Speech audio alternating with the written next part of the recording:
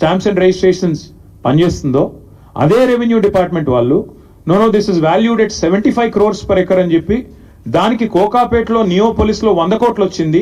అక్కడి నుంచి ఇది ఒక 5-6 కిలోమీటర్ల దూరంలో ఉంటుంది కాబట్టి దీన్ని 75 కోట్లకు మేము అమ్ముతున్నాము అని చెప్పి టీజీఐఏసీకి వాళ్ళు జీవో ద్వారా మేము ఇస్తున్నామని చెప్పి పాస్ చేసినారు. ఇక్కడ ఇంపార్టెంట్ పాయింట్ ఏంటంటే government should come forward and explain. ఇప్పుడు నాకు ఒక ప్లాట్ ఉందనుకోండి, నా ప్లాటు ఇవాళ రిజిస్ట్రేషన్ విలువ 1 కోటి రూపాయలు, కానీ నేనేం చేస్తాను, నాకు పెద్ద మొత్తంలో లోన్ కావాలి కాబట్టి నేనేం చేస్తాను, కాదు అది 1 కోటి రూపాయలు కాదు, దాని విలువ 15 కోట్లు ఉంటుంది, ఆ 15 కోట్ల మీద నాకు 10 కోట్ల లోని అని చెప్పి నేను బ్యాంకు పోతా. నేను బ్యాంకర్ కుమ్మక్ అవుతాం. కుమ్మక్కై ఆడ ఉన్నది లేనిది జనరల్గా అసెస్మెంట్ ఎట్లా చేయాలండి? వాల్యూ అక్కడ జరిగే ట్రాన్సాక్షన్స్ కానీ రిజిస్ట్రేషన్స్ కానీ ఆ చుట్టూతా ఉండే ఒక 5-6 కిలోమీటర్ల రేడియస్లో గత 3 సంవత్సరాలు జరిగిన ట్రాన్సాక్షన్స్ ఆధారంగా విలువ ఖరారు చేయాలి. ఇక్కడేం జరిగింది, ప్రభుత్వము ఆ బ్రోకర్ ద్వారా బ్యాంకు కుమ్మక్కయి అక్కడ లేని విలువను ఉన్నట్టుగా చూపెట్టి ఇవాళ 10,000 కోట్ల లోను తీసుకున్నారు. తీసుకోవడమే కాకుండా ఇక్కడ విచిత్రం ఏంటంటే అక్కడ ఒకవైపు గవర్నమెంటే చెప్తున్నది 26,900 per గజం అని, ఇంకోవైపు మరి గవర్నమెంటే 75 కోట్లు per ఎకరం అని చెప్పి లోన్ తెచ్చుకునే ప్రయత్నం చేస్తూ ఉంది. రెండిట్లో ఏది కరెక్టు?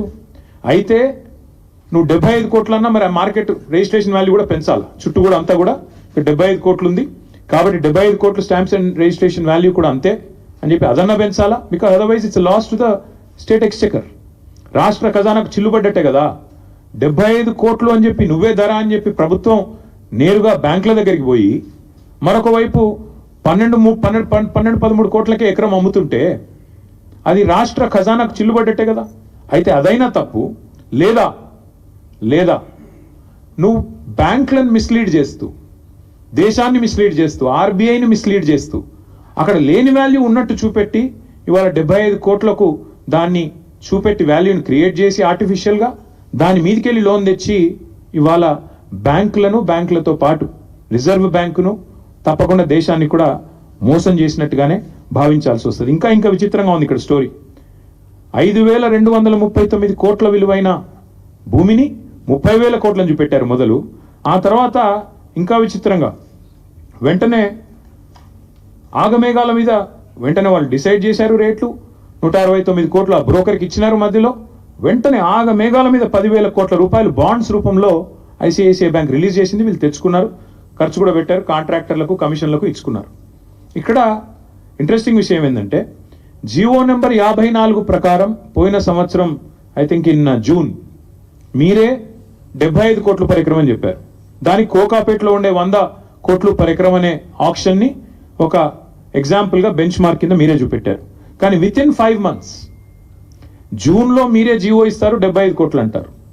విత్ ఇన్ 5 months మళ్ళీ ఇంకో సంస్థతో ఏదో అసెస్మెంట్ చేయించారంట. November 23rd నాడు valuation report, this is done by some ఫరీష్ Rao and Rao associates అనే సంస్థతో అసెస్మెంట్ చేసి November 23rd నాడు కొత్త వాల్యుయేషన్ తీసుకొచ్చారు.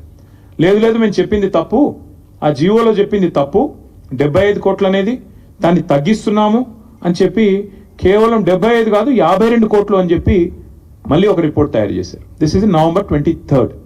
Why did it change? ఏం మారింది? 5 నెలల్లో 23 కోట్లు ఎందుకు తగ్గింది? ప్రభుత్వం సమాధానం చెప్తుందా? చెప్పదు. బ్యాంకర్ సమాధానం చెప్తాడా? చెప్పడు. దీని వెనకాల జరిగిన మతలబ్ ఏంది? చెప్పరు. ఇంకా విచిత్రం చెప్తాను నేను మీకు. అంటే 30,000 కోట్లు వెంటనే ఏం జరిగింది? దీనివల్ల వాల్యుయేషన్ రివైజ్ చేయడం వల్ల 20,000 కోట్లకు తగ్గింది. దాని తర్వాత మళ్ళీ ఇంకొకటి చేశారు. దాని తర్వాత ఏంది? కొత్తగా మళ్ళీ ఏదో రిలయబుల్ వాల్యూ అసెస్మెంట్ అని ఇంకోటి చేసిండ్రు.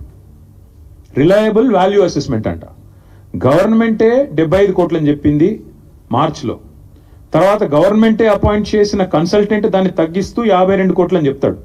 ఆ తర్వాత మళ్ళీ బహిరంగ మార్కెట్లో రిలయబుల్ వాల్యూ అసెస్మెంట్ అని చెప్పి మళ్ళీ తగ్గించి 41.6 crore అని చెప్పి ఈరోజు 400 ఎకరాలను మొత్తంగా 30,000 కోట్ల నుంచి ఈరోజు 16,640 కోట్లకు వాల్యుయేషన్ని కుదించారు.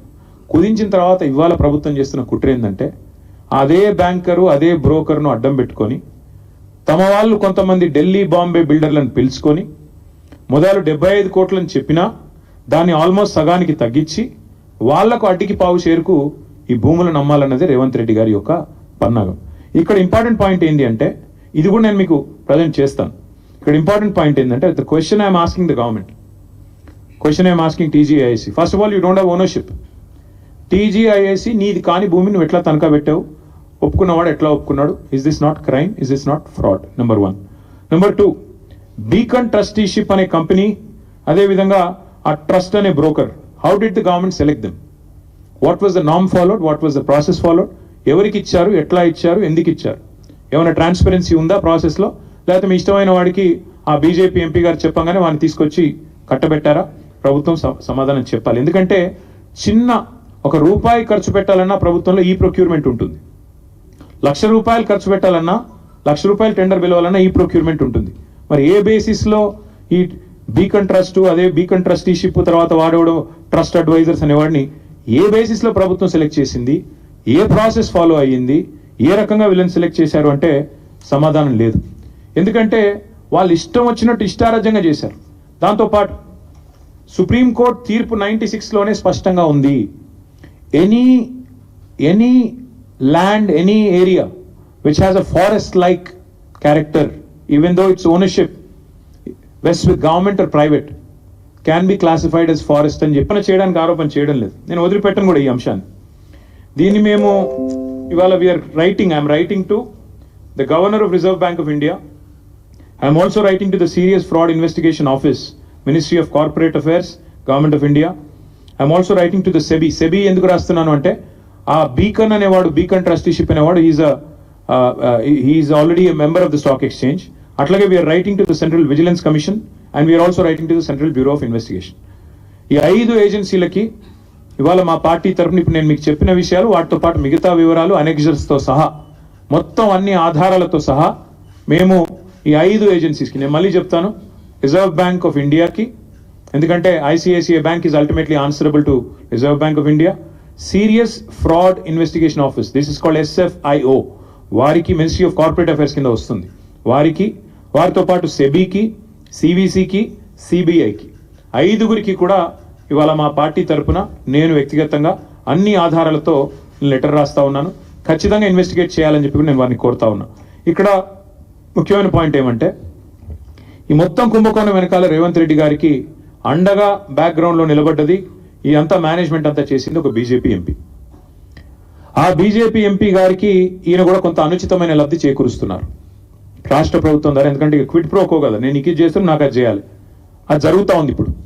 ఇక ఇప్పటికిప్పుడు నేను దొంగ చేతికి తాళాలు ఇవ్వను. ఆ ఎంపీ గారి పేరు కూడా నేను బయట పెడతాను, నెక్స్ట్ ఎపిసోడ్లో బయట పెడతాను.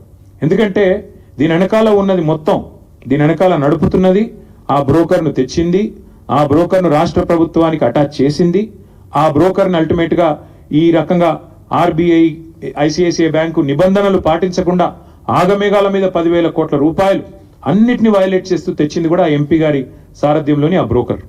ఎందుకంటే అంత స్ట్రాంగ్ బ్యాకింగ్ ఉంటేనే యూనియన్ గవర్నమెంట్ది ఇంత వేగంగా డబ్బులు వస్తాయి. లేకపోతే ₹10 పుట్టాలన్న సామాన్యుడికి దేశంలో ₹10 బ్యాంక్ నుంచి రావాలంటే 10 క్వశ్చన్లు కాదు 100 క్వశ్చన్లు అడుగుతారు.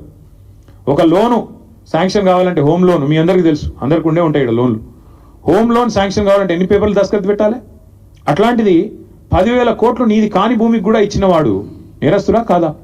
ఇంకొక మాట, ఇక్కడ బీకన్ ట్రస్టీషిప్ కానీ టీజీఐసి కానీ, they violated so many things. I'll even once again present it to you. First of all, కాని ల్యాండ్ని పెట్టారు, తనఖా పెట్టారు, వాళ్ళ సంబంధం లేని ల్యాండ్ని మార్ట్గేజ్ చేసినారు, అప్పు తీసుకున్నారు. అట్లాగే knowing fully well this land is litigated, తెలుసు వాళ్ళకి ల్యాండ్ లిటిగేషన్లో ఉందని తెలుసు, లిటిగెంట్ ల్యాండ్ అని తెలుసు, హెచ్సియు ఆల్రెడీ క్లెయిమ్ చేస్తుందని తెలుసు. ఇన్ని తెలిసి కూడా కేవలం పైన అసలు ఒక్క ఐసిఐసిఐ ఎవడైతే 10,000 కోట్లు ఇచ్చాడు, have they come for field inspection, అసలు భూమి ఉందా లేదా అని వచ్చారా? మీకు ఫ్లాట్ ఉంటే దాని మీద మీరు ₹1 కోటి